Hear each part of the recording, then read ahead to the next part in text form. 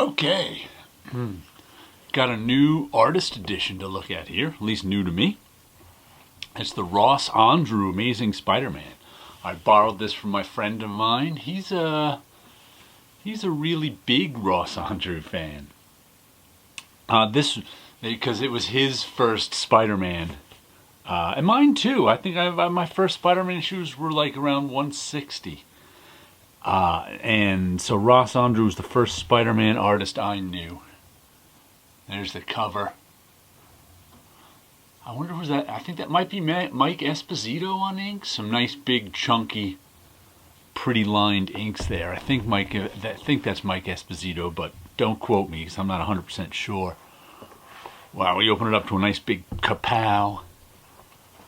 That's good stuff, right? I think there's lots of different inkers on them too in this artist edition. Andru's Amazing Spider-Man. Bach.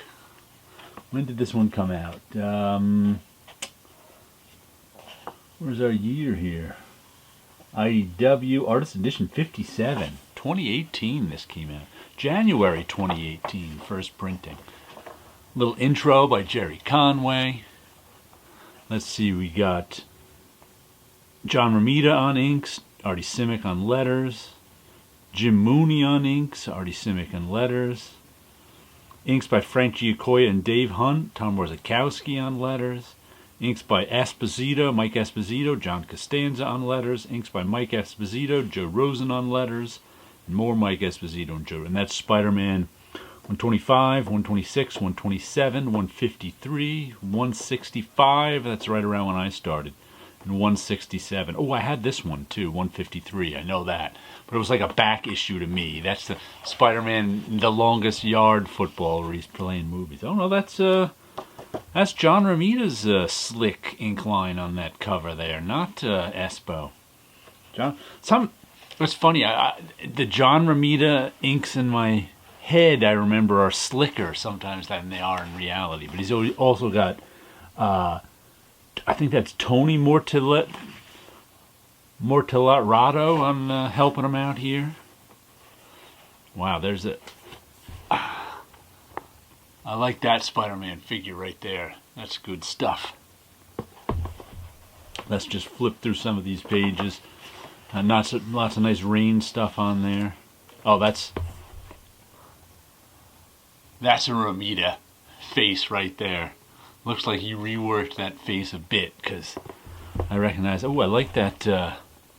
Man-wolf face too. Let's see what else we got. Good stuff. A little Mary Jane action. Some nice thick black. Oh, look at all the white out in that panel. Man, they must have reworked that panel a whole lot. That's all white out. Continued after next page.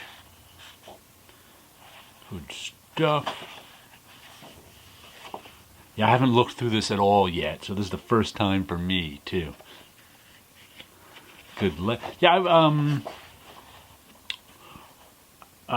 friend Ed, whose book this is, was telling me a story about how Andru would make friends with all the doormen in New York City. That way he had roof access. So he'd make friends with the doormen. They'd let him go up on the roof to take pictures. So there's lots of nice architecture, especially roof architecture in his work. There's another figure that's almost all white out. Look at that. I wonder what... That figure right there is almost all white out. Something must have changed with the clothes or the costume or something where they had to white it out. Another nice wolf's head. Cool.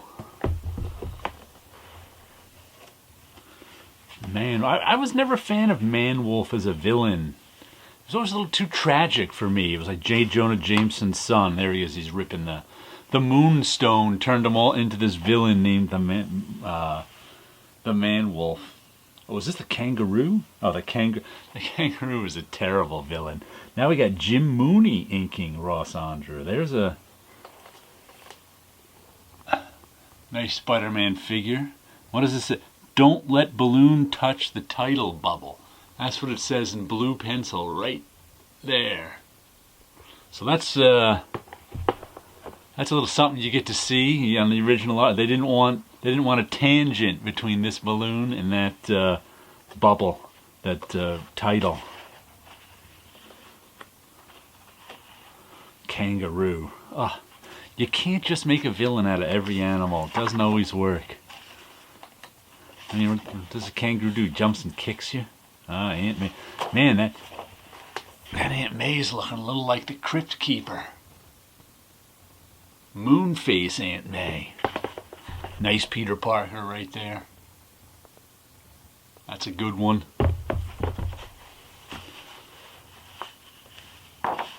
What else do we have? There's the kangaroo. Ooh, scary. I'm going to stomp you with my kangaroo powers. Let's see, what else do we got? Nice tumbling picture there. Nice Spidey punching. Whack. Oh, I also like that kangaroo face down the bottom. All those teeth. Let's see. Tumbling picture. There's just nothing. Good J. Jonah Jameson. There's just for the man called the Kangaroo. I wanna blow up that panel and put it on a T-shirt just because it says for the man called the Kangaroo on it. The kangaroo just doesn't cut it as Spidey villains go. He's looking big and dangerous though. Oh, nice little sequence there. I like all those kind of special effects lines in there. Next issue, The Vulture. Oh, looks like that one's from not the original art because it's too white. Now we got Spider-Man 127. We got Frank Giacoia and Dave Hunt.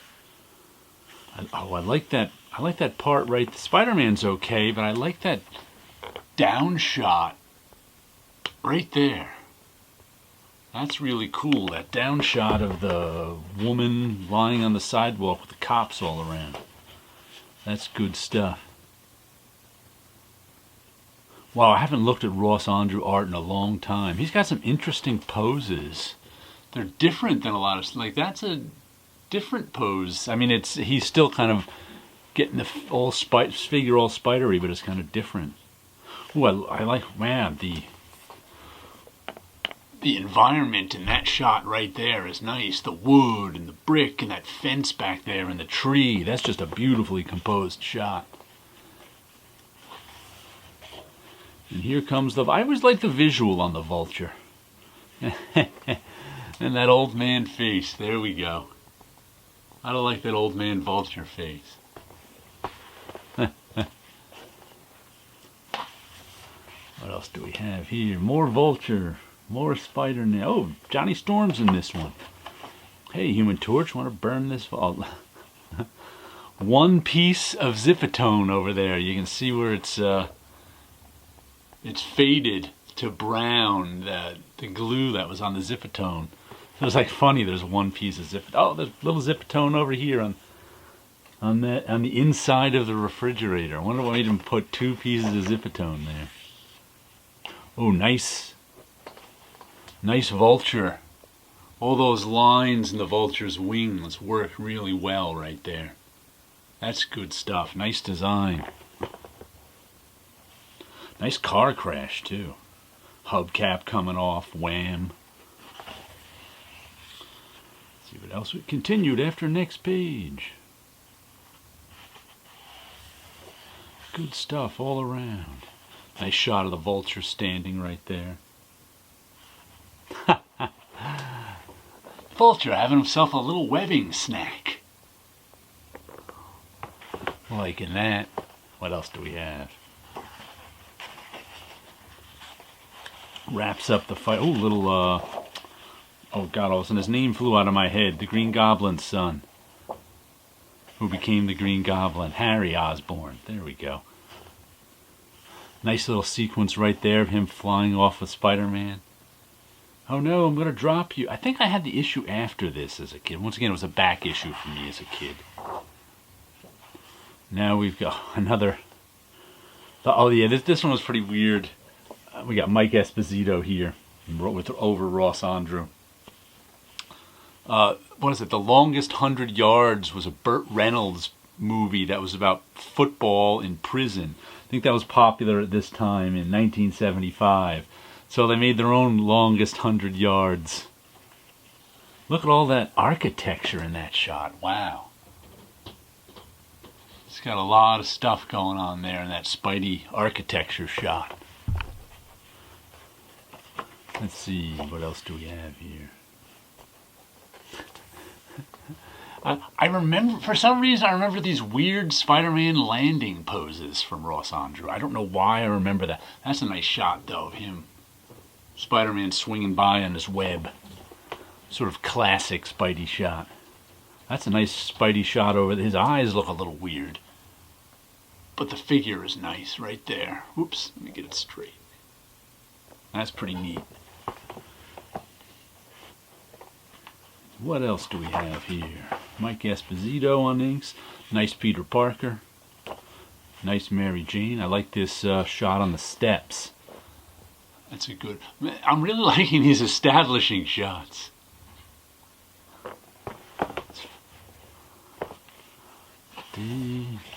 Here's the football story. I guess this is at the college. Here I am running the football. There's my old girl. I used to run the football for her. I don't remember the story. I remember being a gimmicky one. I thought it was gimmicky when I was 10. So if something's gimmicky to a 10-year-old, it might be gimmicky. Oh, there's a great face under those word balloons. That one's nice. I like that.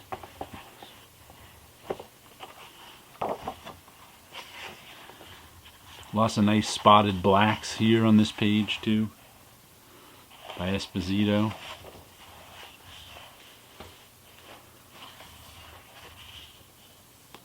Ooh, some nice Spider-Man action, especially in that middle panel.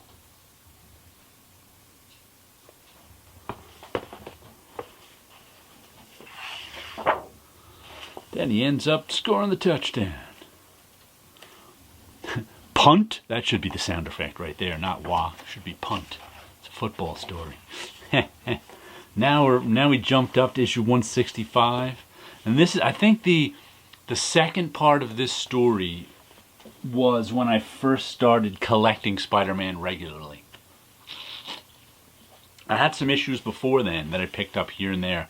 But I think it was 160. I think it was the second part of the Stegron lizard story that was when I started.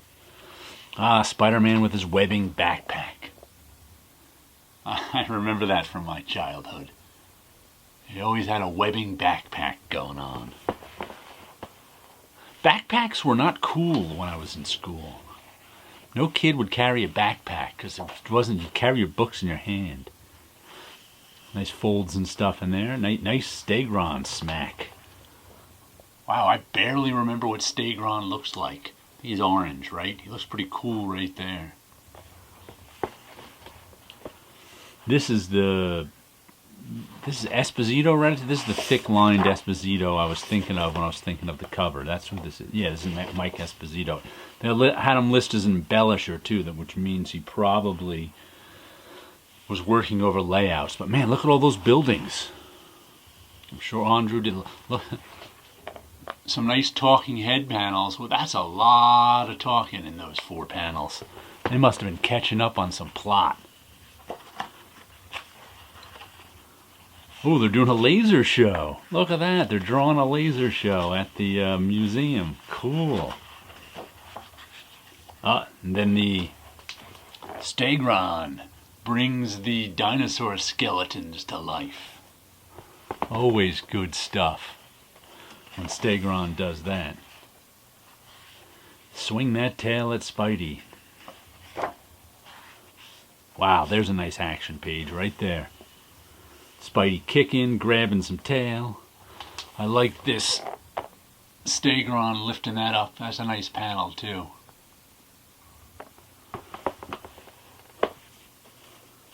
Good stuff. See where all the page numbers were taped down. Little tape remnants everywhere. Wonder what was taped on top. I know the page numbers were often taped down there, but I wonder what was taped up top. Then the lizard shows up. Not a great lizard, but okay. Then what have we got here? 167. Yeah, I think this Mike Esposito embellisher over Ross Andru, stalked by the Spider Slayer. That wow, a lot of white blank backgrounds in this lab here. That's a strange looking 18-wheeler. Wow, that now it's all smashed up. I guess the truckers craze hasn't hit yet, because that's not the greatest truck reference. Could have got some better truck reference, I must say. Who cares? Old people have right. Oh, Aunt May protesting. I like that Peter Parker face right there with Mary Jane. That almost looks like what's his name? Who did the Black Hole? Burns. Right? I have the Black Hole right over on Charles Burns. There we go. I can see the spine of the book. Can't believe I didn't remember Charles Burns. That's almost Charles Burns-like. Many, many years before Charles Burns. Oh, we skipped a page. What do we got here? Ah, we skipped the Spider Slayer page. I always loved these goofy Spider Slayers that J. Jonah Jameson had. And man, look how big Spider-Man is. We're long past the teenage Spider-Man years. He's a full-grown superhero in this. He's a big guy. Like the Van Dyke face, too. Good stuff. Yeah, I don't know if I had the Spider Slayer-ish. Oh, there's a nice shot. That's, what is that, St. Patrick's Cathedral? Is that what that is? I can't remember my New York City landmarks, but I think that might be that. Wonder if that's another one of Ross Andru's rooftop pictures that he had. The Will-o'-the-Wisp. I like that Will-o'-the-Wisp effect around him. That's pretty cool. Oh no, Spider-Man's being thrown out a window. Warfare on the Great White Way. There we go. Now we get some, some random stuff. This is all Amazing Spider-Man 166, 173, 185, Marvel Team Up. Let's see what random stuff they got for us back here. Ah, Spider-Man putting up a Christmas tree. Who can't use a page of that? Oh yeah, this is I think the issue 166, did it say? Where I first bought Spider-Man off the stands with it. I remember that Stegron lizard fight. This was the second part to that Stegron story. Lizard was pissed at him for taking his lizard status. He was the reptile villain. He didn't need any new ones. Classic Spider-Man at Rockefeller Center, I think that's the Rockefeller Center skating rink, I think, below there. I probably first saw these New York City landmarks in Spider-Man comics. Pasted up balloons. They've all the glue, the rubber cement has all turned the balloons in the page brown. That's what happens when you use paste up, which we had to do all the way through the 90s. Thing with a little bit of zipper tone over him. Peace on earth and goodwill to men. Spider-Man was dizzy a lot. When I was growing up in the 70s reading Spider-Man, he was dizzy a lot. He had a flu. He had a wrenched arm. I don't know what the real medical term is for wrenched arm, but Spider-Man had them a lot in the 70s. Iron Man. Oh, that's a shellhead Iron Man right there. Ross Andru and Don Perlin on the inks. Oh, look, it's the Beast. More Don Perlin. Dig those bell bottoms on Mary Jane with the platform shoes. Coolness. Oh, is that the Orb? That was his name? The guy with the motorcycle with the eye face? Ah, we're to the end. Roy Aldrich biography. Now we end with a kangaroo page. Well, there we go. Oh, we have the back too. Oh, there's that shot I liked. But the part I liked is down there. They cut it off. Well, there you go. Thank my friend Ed for this. He lent me this one. A nice look at the Ross Andru Amazing Spider-Man Artist Edition.